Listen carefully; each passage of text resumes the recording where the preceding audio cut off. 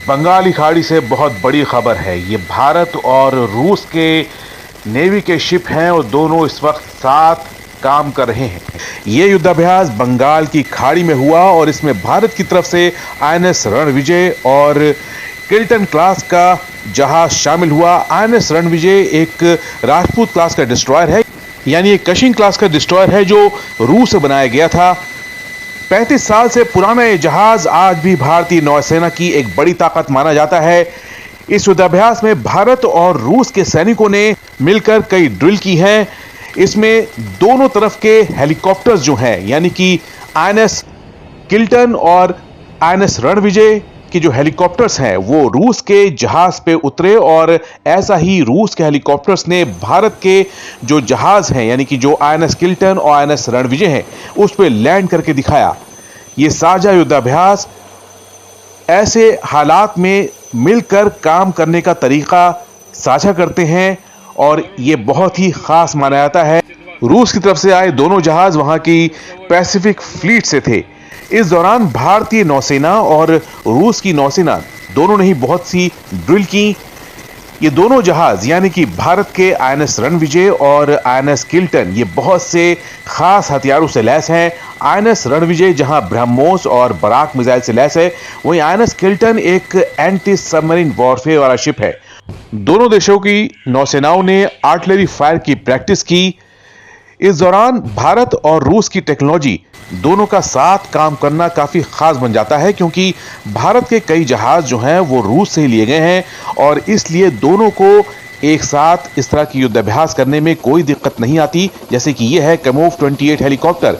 ये रूस का ही हेलीकॉप्टर है जो आईएनएस किल्टन और आईएनएस रणविजय दोनों से ऑपरेट करता है और रूस इस हेलीकॉप्टर को भारत को 1980 के दशक में बेच चुका है। इस दौरान रात में एंटी एयरक्राफ्ट गन की भी प्रैक्टिस की गई। अब दुनिया में जो ड्रोन है वो बड़ा खतरा पैदा हो रहे हैं और इनसे जो नौसेना के जहाज हैं उनको भी बड़ा खतरा है।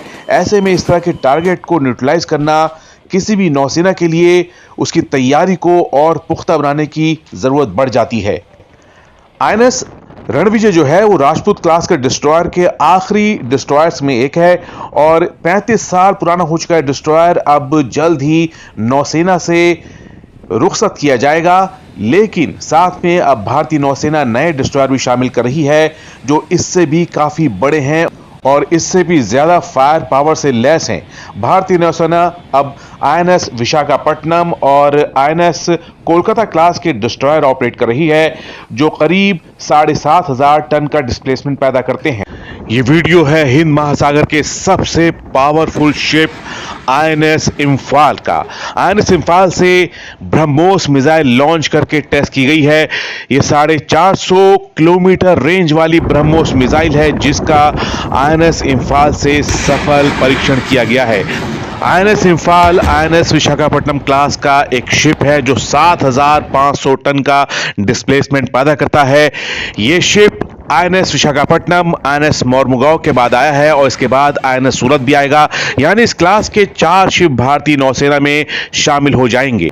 ये शिप 7,500 किलोमीटर की रेंज में ऑपरेट कर सकते हैं और इसमें बराक 8 मिसाइल भी लगी हुई है जो एक मजबूत एयर डिफेंस सिस्टम है। बराक और ब्रह्मोस आईएनएस इम्फाल का मुख्य हथियार है।